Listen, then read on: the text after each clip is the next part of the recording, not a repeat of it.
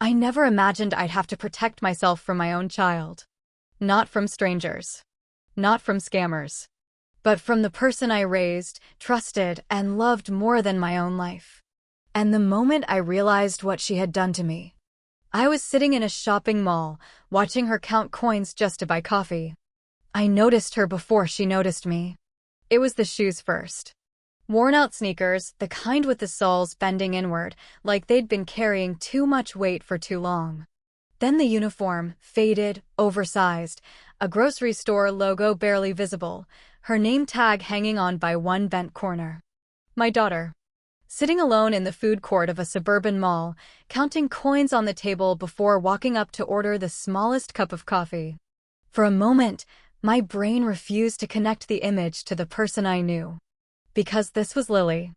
My daughter Lily, who used to wear tailored coats and clean white sneakers. Lily, who drove a nearly new crossover SUV I had helped her buy just 2 years earlier. Lily, who once laughed and told me she'd finally made it after finishing school, getting married, and starting her career. And now she was here. Alone. Exhausted. Looking like someone who hadn't slept properly in weeks. I stood there watching her from a distance, my heart sinking with every second. She didn't scroll on her phone like everyone else around her. She didn't chat. She didn't smile.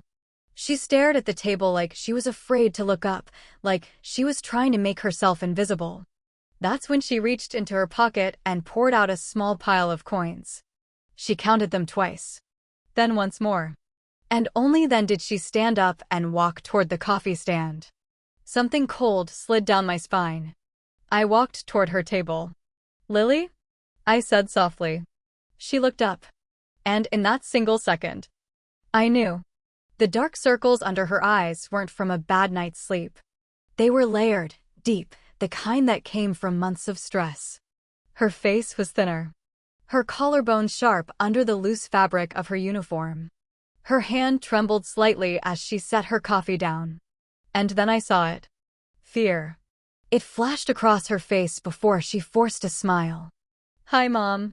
Her voice sounded smaller than I remembered. I sat down across from her, trying to keep my own voice steady. "What are you doing here?" I asked. "And where's Noah?" My grandson should have been with her. He was 5 years old and rarely left her side. It was a weekday afternoon, her scheduled day off from work. She hesitated. "He's with Mark," she said quickly. "And his mom. They took him to the playground." "Mark." "Her husband." "And your car?" I asked. "The one you were driving last time I saw you?" Her eyes flicked toward the mall entrance. "Mark needed it," she said. "His van's been acting up." "For how long?" I asked. She shrugged. "A while." "A while." I kept my face calm, but something tightened in my chest. "So how did you get here today?" She smiled too fast. "The bus." "It's fine, Mom. Honestly. Saves money." I looked at her. Really looked. The way the uniform hung loose on her frame. The way she kept glancing at her phone, not casually, but anxiously. Like she was waiting for it to vibrate. Like she was afraid of missing something. Or someone. I reached across the table and took her hand. It was cold. Ice cold, despite the warm afternoon. "Lily," I said quietly. "Tell me what's going on." She pulled her hand back immediately. "Nothing," she said. "Everything's fine. I need to go soon. I have to catch the 2:40 bus." I stood up. "I'll drive you home." "No." The word came out sharp. Too sharp. Then she softened it. "No, Mom. I'm fine. Really. The bus is fine." We stood there in the middle of the food court, surrounded by families laughing, teenagers arguing over fries, the smell of pizza and fried chicken in the air. And my daughter looked at me with eyes that were begging me not to push. "Please don't ask. Please don't see this. Please don't make it worse." But I was her mother. And before I retired, I'd spent more than 30 years working in property and contract law. I knew fear when I saw it. "Where are you living now?" I asked gently. She froze. "What do you mean?" she said. "Same place. The house on Birch Lane?" I asked. With the maple tree out front? She nodded too quickly. Yes, of course. But her face told a different story. So I changed the question. When was the last time you ate a real meal? I'm not hungry. Sit down, I said, using the voice I rarely needed anymore. The one that still worked. I'm buying you lunch. She hesitated. Then slowly she sat. When I came back with the tray, she was staring at her phone again. She started eating the moment I set the food down. Fast. Mechanical. Like someone who didn't know when she'd eat again. My heart broke quietly. He checks your phone, doesn't he? I asked. She didn't answer. Lily, I said. We didn't raise you to lie. Her shoulders collapsed. She set her fork down. And finally, she looked at me with tears in her eyes.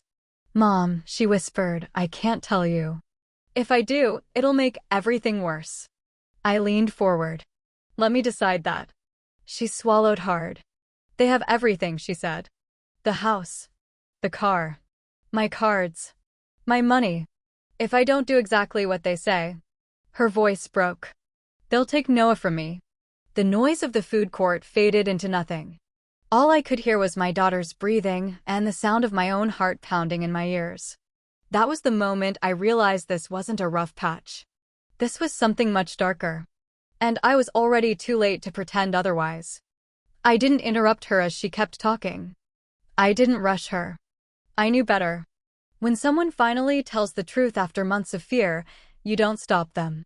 You let the words come out at their own pace. How long has this been happening? I asked quietly. Almost 7 months, she said. 7 months. That's when Mark said he lost his job, she continued.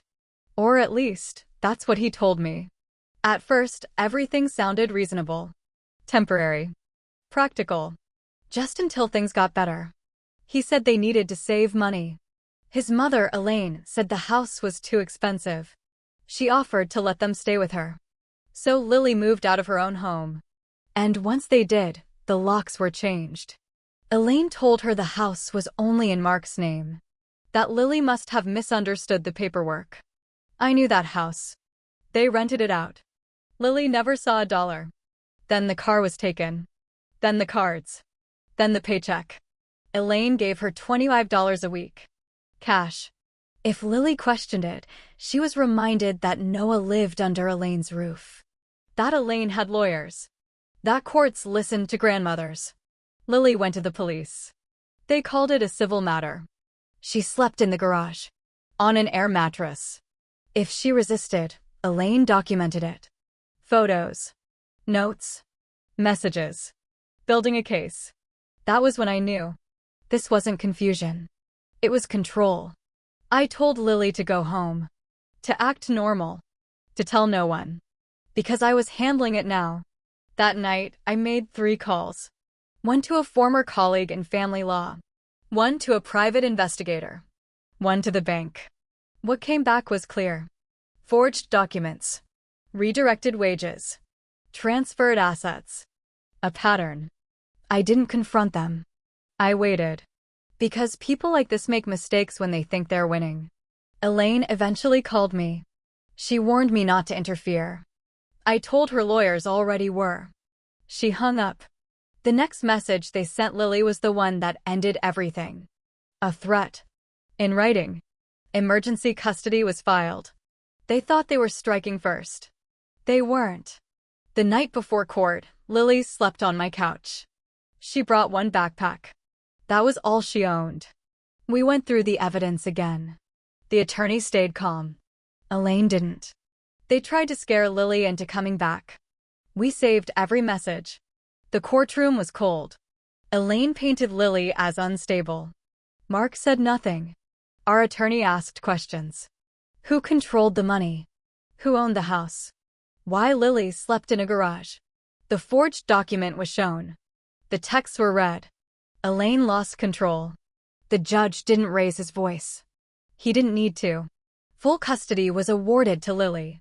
The house returned. Accounts frozen. The gavel fell. It was over. Lily didn't cry. She just breathed. The weeks after were quiet. She changed the locks. Opened her own accounts. slept in her own bed. Noah laughed again. 6 months later, we stood in the backyard under the maple tree. Noah blew out his birthday candles. Lily laughed. Not carefully. Not quietly. But freely. People think revenge is loud. This wasn't revenge. This was restoration. Control survives in silence.